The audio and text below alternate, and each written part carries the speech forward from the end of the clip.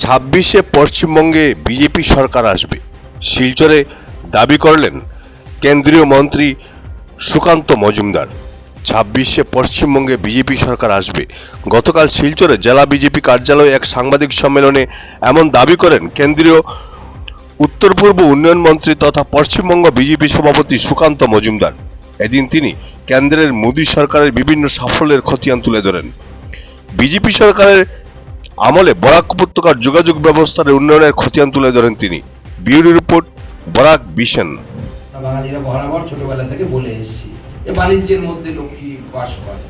তো বাণিজ্য কত ভালো হয় কোন দেশে, বা কতটা আপনার এখানে বৈদেশিক যারা পয়সা যারা লগ্নি করেন, লগ্নিকারী যাদেরকে বলা হয়, তারা আসেন কিসের উপর নির্ভর করে? একটা স্কেল থাকে, গোটা বিশ্বে এরকম স্কেল আছে দেশগুলোর। সেই স্কেলটাকে বলা হয় ইজ অফ ডুইং বিজনেস, অর্থাৎ কত সহজে আপনি কোন দেশে ইজ অফ ডুইং অর্থাৎ সহজতার সাথে আপনি ব্যবসা করতে পারছেন। ভারতবর্ষ 142 থেকে 142তম স্থানে ছিল ভারতবর্ষ। ভাবুন, একসময় যখন আমরা ক্ষমতায় আসিনি তখন ভারতবর্ষের অর্থনীতিকে বলা হতো ফ্র্যাজাইল 5, বাংলা করলে ভঙ্গুর 5। ভঙ্গুর 5 মানে হচ্ছে 5টা পৃথিবীতে এরকম দেশ ছিল যাদের অর্থনীতিকে বলা হতো ভঙ্গুর অর্থনীতি, অর্থাৎ যে কোনো সময় অর্থনীতিটা ধ্বংস হয়ে যেতে পারে। সেইখান থেকে নরেন্দ্র মোদীর নেতৃত্বে আমরা পঞ্চম এবং তারপরে এই মুহূর্তে চতুর্থ বৃহত্তম অর্থনীতিতে পরিণত হয়েছে। আর যে ইজ অফ ডুইং বিজনেস বললাম, 142তম স্থান ছিল গোটা বিশ্বে আমাদের, সেখান থেকে আমরা 63তম স্থানে উঠে এসেছি। আগামী দিনে আমার বিশ্বাস আগেও আরো যে বাড়বে, এটা আমরা উপরের দিকে উঠবো, তত আমাদের এখানে নতুন নতুন ইনভেস্টমেন্ট হবে এবং 2023 এবং 24-এর অনুসারে আমরা 63তম স্থানে আছি। নতুন তথ্য বেরোলে হয়তো আমরা আরো উপরের দিকে উঠবো।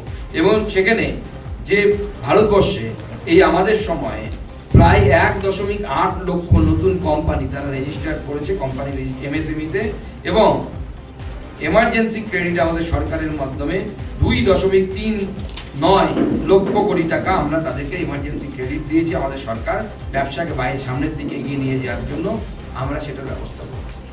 মধ্যবিত্ত সমাজ যারা চাকরিজীবী তাদের জন্য আমাদের এই সরকার 12 লক্ষ টাকা এবং তার উপরে আরো 75,000 টাকা ট্যাক্স ছাড় দিয়ে তাদের প্রতি স্নেহের পরশ গত যে বাজেট সেই বাজেটে দিয়েছে। এছাড়াও আমরা চন্দ্রযান 3-কে চাঁদের সাউথ পোলে আমরা সেখানে করেছি, সেখানে আমরা ল্যান্ড করাতে পেরেছি, যা ভারতবর্ষের বিজ্ঞানীদের অশেষ কৃতিত্ব, বিরাট কৃতিত্ব বলে আমার মনে হয়। ইনফ্রাস্ট্রাকচার ডেভেলপমেন্টে ভারতবর্ষের প্রত্যেকটি জায়গা, সেটা আপনাদের কাছাড়ের মানুষ হোক বা আমাদের এই পুরো বরাক উপত্যকার মানুষ হোক, লাস্ট 10 বছরে আমাদের সরকারের সময় যে ধরনের যোগাযোগ ব্যবস্থা, যেভাবে এখানে উন্নতি হয়েছে, ভারতবর্ষের প্রতিটি প্রান্তে অ্যাসপিরেশনাল ডিস্ট্রিক্ট বলে যে ডিস্ট্রিক্টগুলোকে বলা হয়, সেই ডিস্ট্রিক্টগুলো পর্যন্ত ট্রেন এবং রাস্তার মধ্য দিয়ে ভারতবর্ষের বিভিন্ন মেন যে সিটিগুলো আছে, যেমন আপনাদের এখান থেকে ব্রডগেজ এক সময় লাইনের অভাব ছিল, সেই ব্রডগেজ লাইন হয়েছে, আমরা সেই লাইনের মধ্য দিয়ে আমরা গুয়াহাটি পৌঁছতে পারছি। ঠিক সেরকম ভারতবর্ষের বিভিন্ন রাজ্যে সেই ব্যবস্থা করা হয়েছে। এছাড়া কৃষিক্ষেত্রে কৃষক সম্মান নিধি থেকে শুরু করে বিভিন্ন যে ওয়েলফেয়ার স্কিম, 80 কোটি মানুষকে বিনে পয়সায় রেশন দেয়া 5 বছরের জন্য টানা ঘোষণা করা হয়েছে। তার আগেও আমরা দিয়েছি করোনার সময় থেকে, কিন্তু তারপরে এই যে টানা আরো 5 বছর এটা চলবে, এটা বিরাট বড় ব্যাপার বলে আমার মনে হয়। শুধু এর সাথে সাথে আমাদের যে কালচারাল হেরিটেজ বলুন, সে অযোধ্যায় রাম মন্দির নির্মাণ হোক, বা কাশীতে বিশ্বনাথ করিডোর তৈরি হোক, বা আমাদের যে 370 ধারা বিলোপ হোক, একের পর এক শক্তিশালী সিদ্ধান্ত ভারতবর্ষের এই নরেন্দ্র মোদী সরকার নিয়েছে। আমাদের আয়ুষ্মান ভারতের মধ্য দিয়ে আমাদের গরিব মানুষকে 5 লক্ষ টাকার যে চিকিৎসা ব্যবস্থা, ফ্রিতে চিকিৎসার ব্যবস্থা করা, সেটাও নরেন্দ্র মোদী সরকার করেছে। এছাড়া স্টার্টআপ ইকোসিস্টেম তৈরি করা। আমরা যদি শিক্ষা ক্ষেত্রে দেখি, আমাদের এত সংখ্যক শিক্ষিত ছেলে মেয়ে তৈরি হয়েছে, তারা উচ্চশিক্ষার জন্য কোথায় যাবে, এই প্রশ্ন বরাবর ছিল। আমাদেরকে বলা হতো যে বিজেপি এমন একটি রাজনৈতিক দল যারা মন্দির তৈরিতে বিশ্বাস করে, শুধু মন্দির তৈরি করে। আমরা দেখিয়েছি যে আমরা শুধু মন্দির তৈরি করি না, মন্দিরের সাথে সাথে আইআইটিও তৈরি করি। আমি আপনাদের সামনে খুব গর্বের সাথে এই তথ্য তুলে ধরতে চাই যে আমাদের সময়, আমাদের সরকার আসার পর 8খানা নতুন আইআইএম 7খানা নতুন আইআইটি এবং 490খানা নতুন বিশ্ববিদ্যালয় আমাদের সরকারের সময়ে তৈরি হয়েছে। ট্রিপল আইটি এগুলোর কথা তো ছেড়ে দিলাম, আইজার, প্রচুর ইনস্টিটিউট আমরা তৈরি করেছি। আমরা শিক্ষাক্ষেত্রে এক অভূতপূর্ব পরিবর্তন দেখতে পাচ্ছি। গত বাজেটে শিক্ষা নিয়ে এআই কাজ করবে, অর্থাৎ আর্টিফিশিয়াল ইন্টেলিজেন্সে কাজ করবে। সেই কাজের জন্য আমাদের সরকারের তরফ থেকে AI centre for excellence on education 500 কোটি টাকার বাজেট বরাদ্দ হয়েছে।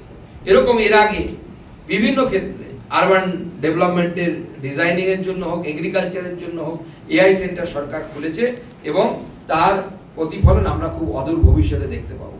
আমি বিশেষ করে শিক্ষা ক্ষেত্রে এবং ডোনার মিনিস্ট্রির ক্ষেত্রে আমি উল্লেখ করব, ডোনার মিনিস্ট্রিও তার ইনসেপশনের পর থেকে ডোনার মিনিস্ট্রিকে যেভাবে কাজ করার সুযোগ আমরা দেখেছি, বিশেষ করে উত্তর পূর্বে আমাদের সরকার আসার পর, ভারতবর্ষের প্রধানমন্ত্রী নরেন্দ্র মোদী হওয়ার পর মাননীয় প্রধানমন্ত্রী স্বয়ং নিজে উত্তর পূর্বে 60 বারের বেশি এসেছেন, যেটা ভারতবর্ষের এতদিন অর্থাৎ নরেন্দ্র মোদীর আগে যত প্রধানমন্ত্রী হয়েছে তাদের সকলের নর্থ ইস্ট ভিজিটকে যদি আমরা যোগ করি, তাও নরেন্দ্র মোদী একা তাদের সবার থেকে বেশিবার নর্থ ইস্ট ভিজিট করে।